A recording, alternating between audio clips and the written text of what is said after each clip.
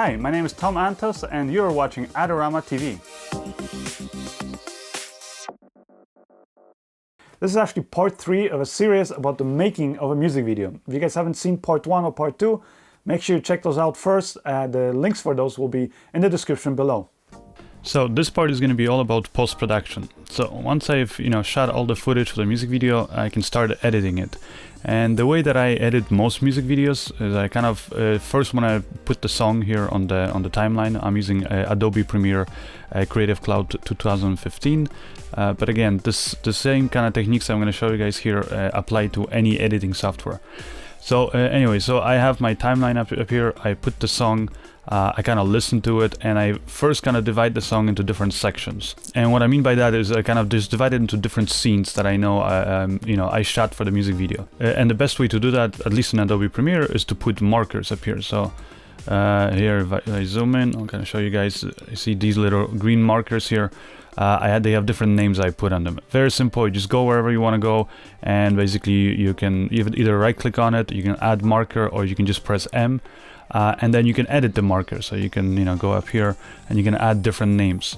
So this first one is park scene, then I have the hook and so on. So I listen to the song, and obviously I know that the beginning was just going to be the intro.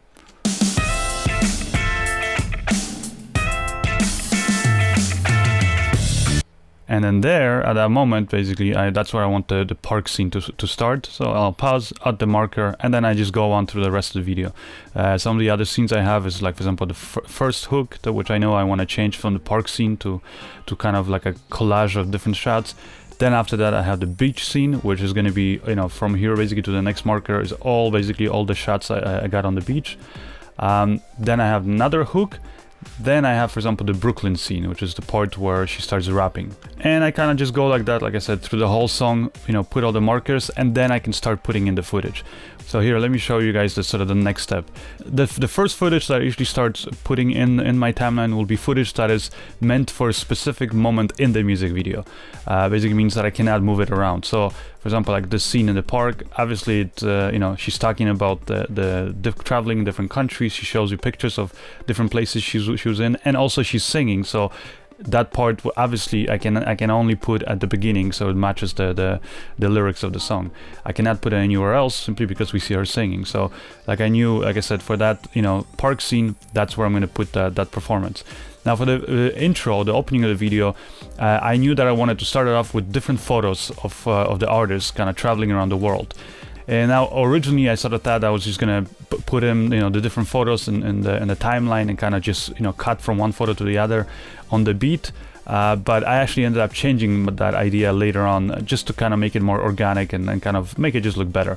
But still, for the rough cut at the beginning, this is basically what I did. I took all these different photos of the artist, and I basically just put it in on the beat. So when you look at the song, here, let me zoom in. You can see that you have these very noticeable spikes. So one spike here, another spike here, then another one here, and that's actually at the exact same moment you can see it. That's where I'm cutting to these different photos. And here's, for example, how just a little intro with the photos looks like.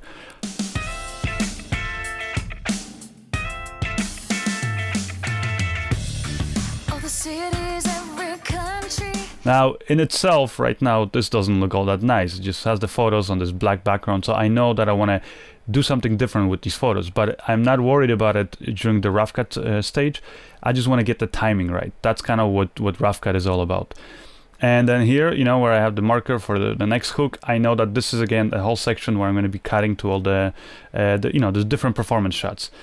Next marker here we have is for the beach scene. And that's where you can notice that these markers just make it very easy to start putting in the different footage that has to go for that scene. So again, beach scene, I know I have to start putting all the beach shots in there. And this is kind of how it looks right now. Footprints of innocence washed away along the shore.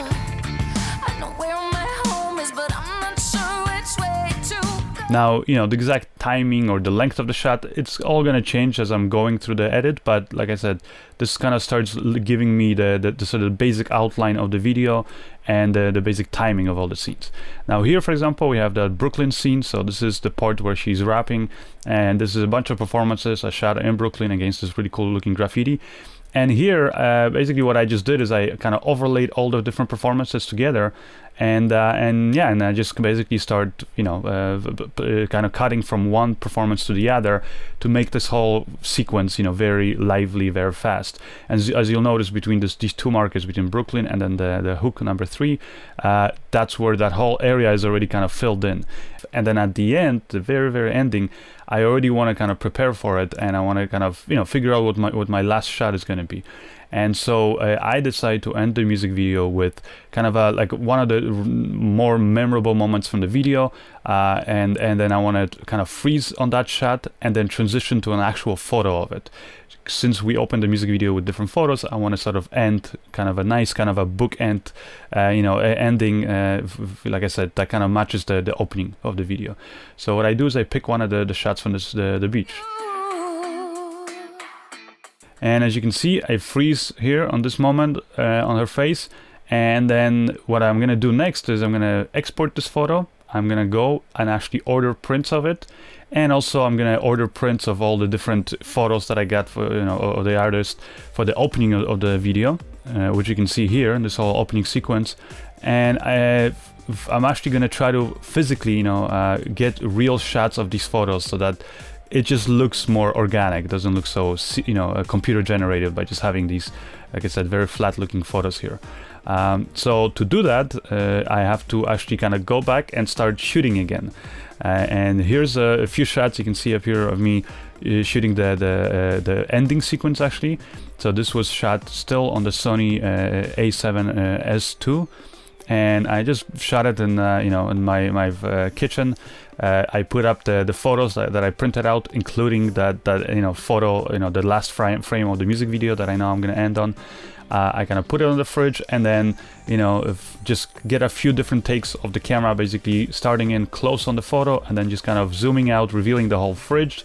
And then my hand is going to come in and open the fridge, and it's supposed to just give you an idea that it's again the boyfriend or the love interest of the singer who just has all these different photos of her on his fridge. So once I got the ending sequence, the next thing I had to do is get the photos for the opening sequence. Now for that, because I had to actually return the Sony A7S, I had to end up shooting it, and I finished shooting it on the Panasonic GH4, also an amazing video and stills camera, and it shoots also video in 4K. And for this instance here, this one sort of simple shot, it worked perfectly. So what I just do is I set up the Panasonic GH4 on a C-stand, kind of looking, exactly, 90 degrees, looking down onto a little table I have in my office. And then for lighting, very simple, I just used this really cheap umbrella light, but you can use a softbox, anything. Basically, you want to have a light with a big surface area. And I have it just sort of off to the side, pointing on the table, so it can just create these nice, even but very soft shadows. And then that's it. And then on the table, I arrange all these different photos that I printed out. So some of them are from the travels of the singer, but some of them are actually the kind of more of the memorable moments from the music video. So I arrange all those photos on the table, and then next thing I do is I basically prepare the photos that that I'm gonna actually show for the opening of the video, and I have them all already numbered. On the back I basically just write the number, so I kind of remember the sequence of the photos, and I do it all according to the rough cut that I did with just the photos here displayed. And what the way that I end up basically shooting this sequence is I'll kind of just look at the photos and I'll see which photo is first, then I'll go basically put that photo down, then I'll put the next photo, and so on and so on, and just kind of try to replicate in real life the same thing that I did with the rough cut using just the digital stills. And this is sort of how that opening sequence looks when it's unedited. And then the next thing I do, once I bring it into Adobe Premiere, is I basically take this long sequence of me just dropping these photos, and I'll basically edit it so that again it cuts exactly to the beat like our photos did in the rough cut sequence. So here again you see the first beat, that's where I kind of dropped the photo, the first one. And then after that I just cut really quickly to the photos already appearing, so you don't need to see my hand in all of them. So again, next beat, and so on, and I just cut to all these photos appearing, and then right at the last, the ending of that sequence, then I'll just cut to a longer shot again, so you see a bit of my hand again dropping the last photo. And I do that. Now this whole sequence, because it's shot in 4K and because I'm finishing the video actually in 1080p, I was able then to actually go in here and basically zoom in. So on top of the fact that, like I said, that this sequence has these cool kind of you know, photos kind of cutting back and forth, I'm also able to zoom in slowly throughout the whole sequence because, you know, I shot it in 4K and I have that extra resolution that allows me to do that. And that's kind of here how the opening sequence now looks.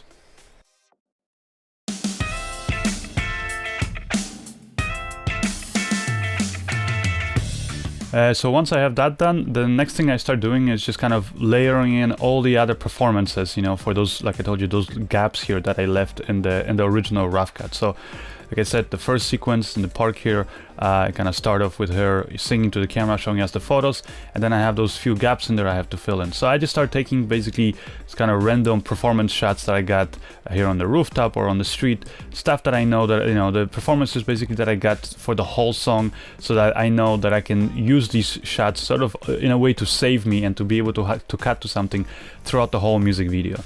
So here I just cut to the, you know, so the 3 different kind of shots, one on the street, one on the rooftop, and one here by this kind of a cool building. Again, you know, I cut it in there and kind of try to also introduce right away the viewers to all the different settings or environments that we're going to be kind of showing throughout the music video. Now for the first hook sequence, like I said, I wanted it to be just mainly performances. So I basically take the different shots I got of her on the rooftop performing, and I kind of cut back and forth between, you know, all the different interesting moments. But again, as you can notice, I leave a few of gaps up here. So basically moments where I just didn't know what else to put, or I didn't like some of the performances. And in those moments, I'm gonna be basically filling in with other interesting shots from the video. So kind of, you know, the sequence before this is her in the park. She gets up and starts running. So it just makes sense to then show the rest of the kind of cool different shots of her in the park. So that's basically what I end up doing, and I just basically put that now on the next layer. And that's kind of how I start building, you know, my edit usually, is I'll kind of start on video, you know, layer 1. Video layer 2, for example, I'll put the performances. Video layer 3, I'll put my, for example, B-roll kind of shots of her, you know, goofing off in the park, stuff like that, and so on and so on. So I'll kind of like I said, slowly fill up the different video layers. Here's how this, for example, sequence looks once I kind of start adding in the different shots. Let's run away together, like we were never broken, chasing the sun forever. Now again, all of these shots here that you're seeing, they're, you know, the raw, you know, shots from the camera, shot in S-Log3. So they're very flat looking, there's not much color in there, and I'm not worried about this at this stage. All I'm really worried about is basically I want to make sure that the flow of the music video is you know, is good. It matches the song, that I'm picking all the really cool, you know, moments that stand out, all the basically best moments that we shot. And anything that does not look nice, whether it's, you know, technically with the camera shaking, or maybe, like I said, something to do with the performance or lighting, things like that, I do not include it in the video. And that's kind of how like I said, I work through my whole edit, kind of go through it, eliminate, and just basically put in all the nicest moments. And then I'll do my visual effects. And in this music video, there's only really one effects shot. So it's the one right here at the end. And it's a very simple effect shot, but I'll show you guys how I do it. It's basically, you know, I want to transition from this here moment where we kind of freeze on the singer here, and then we basically transition to the same photo that's on the fridge here as the camera zooms out. Because right now it's just a simple dissolve, and again, you know, when I do just the rough cut, I don't worry about it. I just do a simple dissolve, and as you can see, it doesn't really match very well. Now to do this shot too, what I did is I did time ramping. So basically here I did, as you can see, these are the different keys for the time. So if you go here, you go show clips, and you go for time remapping and speed, and that's how you can see those keys. And then you can, you know, here create the keys. You can go, you know, add, remove keys, things like that. So I basically created a key here, and then I create key here for when the video I wanted to basically slow down, and then a last key right here at the end for when I wanted to completely freeze. And as you can see, the video kind of just slows down, towards here, towards the last moment. And here's basically how it looks right now before I do the effect. So as you can see, it gets the idea across, but now we actually have to do that effect. Now the cool thing about Adobe Premiere, and just, if you have Adobe Creative Cloud, is that it comes already with a really good compositing software, which is called Adobe After Effects, and also it's really well integrated into Premiere. So to basically work on the shot, all we have to do is we're going to select these 3 shots here that we want to basically, we're going to combine them into one. Just right click on it here and then go replace with After Effects composition. And here it's going to open After Effects for me. It's going to ask me to save this, so I'll just save it over as number 1. And as you can see here, it creates a timeline with all the keyframes already for us, of the time remapping and everything, and the timeline is also the same length as the shot and the same resolution, frame rate, everything as our music video, so it makes it very convenient. And we can just sort of scrub through it to make sure that this shot does actually look the same as our shot in Adobe Premiere. And so we can start working on it. So basic idea is I want to take this shot here and turn off the animation here on the opacity, and as you can see we have the keyframes right now. That's the dissolve, so I'll just turn off the stopwatch here. So basically this shot here where she's frozen, that frozen frame, we want to basically transition from this into this picture here. That's on the fridge. The camera is moving a little bit, and then the camera zooms out. And by the time it moves out of here, it's just we want to dissolve out of the shot. So best way to do it is we'll kind of just basically take this shot here of the fridge, and we'll just split it. So press Ctrl Shift D, and we'll basically separate just this section here. We want to basically use it, for tracking. So we want to track the data, her basically, we're going to probably track her eyes or something. So we have the motion of the camera, and we can apply that same motion to our footage, the frozen frame here of her. So best way to do it first is because this footage is actually 4K scaled down in a 1080p timeline, because the video I'm editing is in 1080p. So you want to sort of create a 1080p clip out of it. Best way you can do it is right click on it, go pre-compose, and we're gonna here just click this thing here which says move all attributes into new composition, and then adjust a composition here. We want to have that selected, and as you can see, it basically creates a new composition that's 1080p, which actually contains the 4K footage. Without getting too technical on it, basically that's what you got to do so that you're effectively converting this into 1080p footage. Now we can track this. So what we're gonna do is we're gonna select our shot here, go to animation, and just go track motion. And we want to we have the options here for the tracker. And then you also want to check this rotation and scale, just in case the shot is kind of shaking, and also we do know it's scaling down. So here to track basically the camera movement, which best to basically track her eyes, so we can see we'll actually be able to then see whether the camera is rotating, and also this way track the scaling, because the distance between her eyes is going to change as the camera moves out. So we just basically choose these points and put it over her eyes, and you want to kind of select basically the area over her eyes, and then the other squares you want to kind of have them as basically the area where it's actually going to be tracking, so may have it a little bit bigger than this, and then we'll just click here, analyze forward, just let it finish tracking, and there you can just kind of double check by moving this, kind of scrubbing, and yes, it is in fact tracking nicely. Now we gotta apply that track data to some kind of an object, so we'll go to layer, new null object, and it creates this null object, as you can see up here. I can also here just end it up here, because we don't need that null object to be longer than this, and then here in our track we're gonna go to edit target, and we're gonna make sure that null is selected, our null object, and then we just click apply and go OK. And then here you can see now that null object, which is the square here, you can see it has all the keyframes here applied, So it actually is scaled here every frame, and it's actually tracking nicely. It's attached to one of her eyes, basically. Next thing we want to do is we want to basically match this footage that's on top here to the basically to the position. We want to match it to the position that's of the picture on the fridge. So we'll kind of lock everything here. The other shots, we don't want to mess with those by accident, and we'll create another object, another null object. So I'll go here, null object, put it maybe here on top. Again, I don't need to have it longer than this. And what I'm going to do is I'm going to basically take these first two clips here, which is her basically running up to the camera, then here a frozen frame of her. We'll select those, and we'll just basically take this little parent kind of whip tool here, and we'll hold it over the null. That means, you see, it shows you here that it's parented now to that null. So now, for example, we can basically move these, the null, and wherever we move the null, like let's say I'll lock these two layers, wherever I move that null, then these, those two clips are basically going to follow it.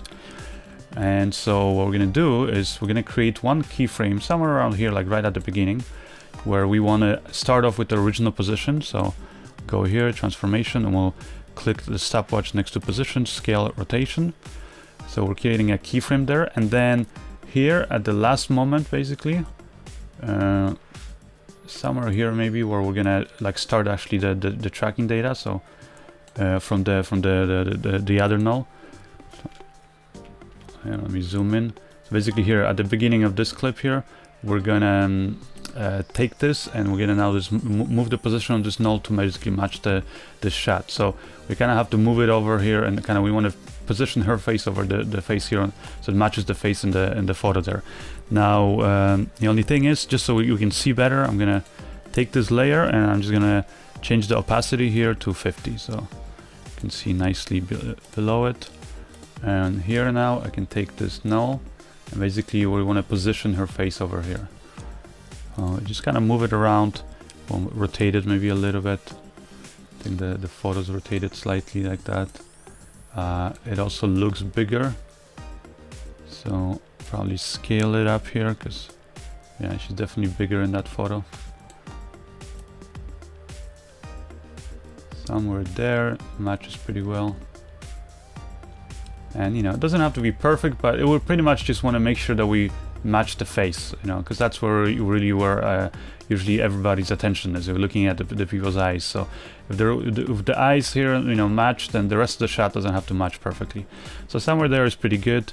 Now I can also here I have basically the animation here of that null that is moving effectively our shot, and I'm going to basically select all those keys and press F9 to basically create this kind of a softer transition from one shot to the other. So now I can lock that null, and I can also take the opacity on our clip and put it back to 100. And then actually one thing I'll do now is I'll take this null, and I'm gonna the null that we just animated, and I'm gonna parent it here. I'm gonna go to the beginning again of that frame here, and I'm gonna parent that null to the other null. So again, click that little whip and then drag it over to the other null. So basically once it reaches this moment, then it's gonna take the motion over from this null. Now we can lock that null and we can hide it. And if we look at the shot, we'll notice that yeah, that's basically now it's matching nicely her face.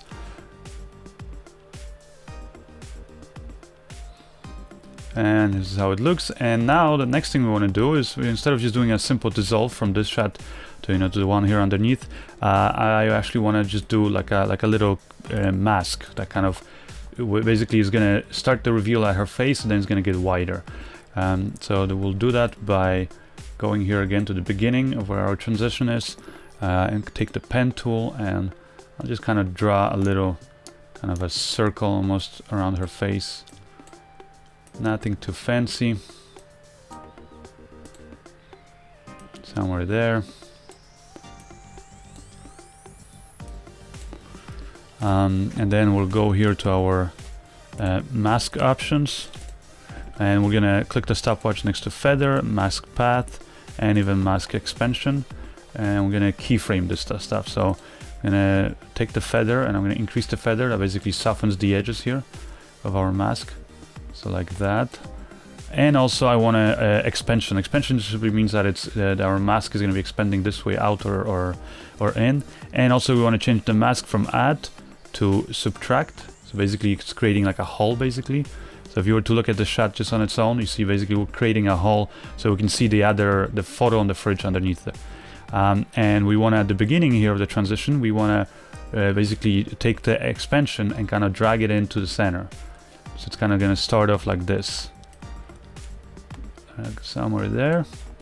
And then we're going to go here to the last frame. And here we want the expansion to be basically going the other way now. We also will I'm going to increase the feathering so we have a really nice soft transition. And again increase the expansion to 1000.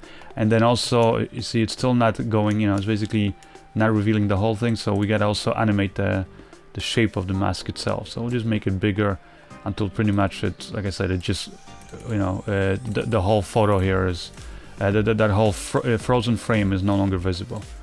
So something like that is pretty good. And now if you're to actually look at this, this is basically what we end up creating. So we're going here, and then as you can see it does this nice sort of transition from the middle here to the other shot here. And that's it. You can preview it quickly now. And as you can see, this is how our shot looks right now. So it has a nice transition, you know, to the picture on the frame, on the fridge, and it, you know, looks definitely a lot better than, you know, than basically those just that simple dissolve that we had. Now, one thing you'll notice though is here at the beginning when I'm slowing down to that frozen frame, you'll notice it gets kind of choppy because there's not enough frames there. So another cool thing we can do in After Effects is we can literally create new in-between frames. So we'll take this clip here where we do the time ramping, and all we have to do is we gotta turn on here and enable, you know, motion frame blending, and then here also for that layer we gotta enable it, and we'll click it again to basically, so it creates the in-between frames. Now if we preview it, it's gonna look a lot smoother. So as you can see, it's, you know, the whole shot looks now, I think, drastically better. See, it's nice and smooth, and she kind of slows down, stops, and that's how the shot looks. And maybe one last thing I can do is also here the keyframe for the time remapping.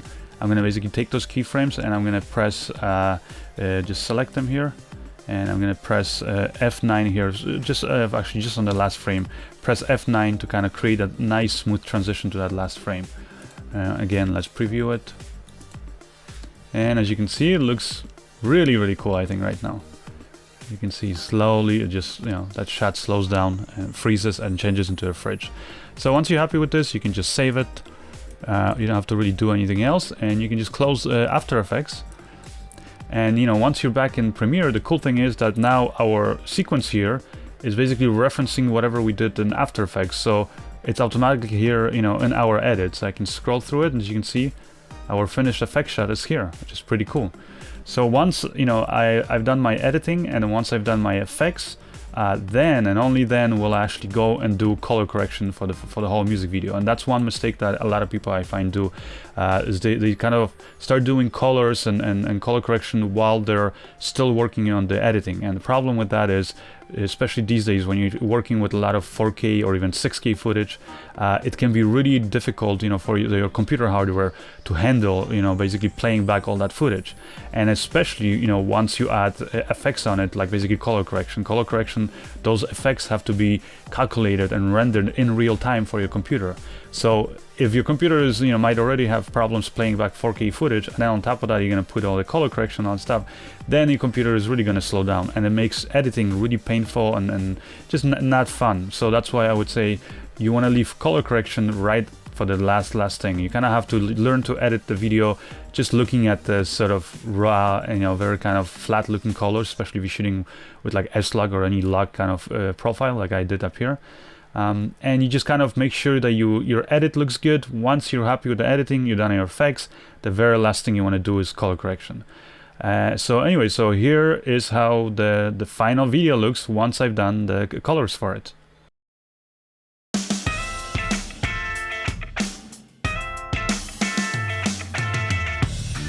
All the cities, every country I've traveled closest faces that I've encountered. Out of all the wonders this world can provide, it all means nothing when you're not around. Let's run away together, like we were never broken, chasing the sun forever, saying what's left unspoken. Footprints of innocence washed away along the shore. I know where my home is, but I'm not sure which way to go. Million miles, million thoughts to your name, 'cause living without you, it's all in vain. Let's run away together, like we were never broken, chasing the sun forever, saying what's left unspoken. If you only knew the things I do for you, boy. If you only gave in to me, what you waiting for? You've been running on my mind, but you're running out of time. Tell me what I gotta do to make you mine. If you only knew the things I do for you, boy. If you only gave in to me, what you waiting for? You've been running on my mind, but you're running out of time. Tell me what I gotta do to make you mine. Tell me what I gotta do. Tell me what I gotta do. Tell me what I gotta do. Tell me what I gotta do. Let's run away together. Let's run like we were never broken, like we were never chasing the sun forever, chasing the sun, saying what's left unspoken. Let's run away like we were never broken. Oh, chasing the sun forever. Left unspoken. Oh, take me with you.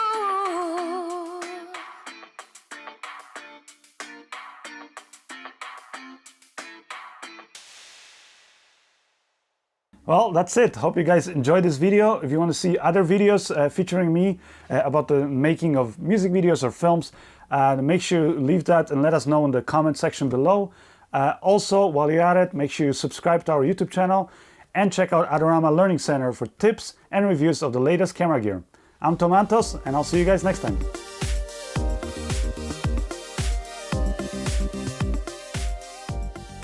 Do you want great looking prints at low cost? Be sure to visit our easy to use online printing service.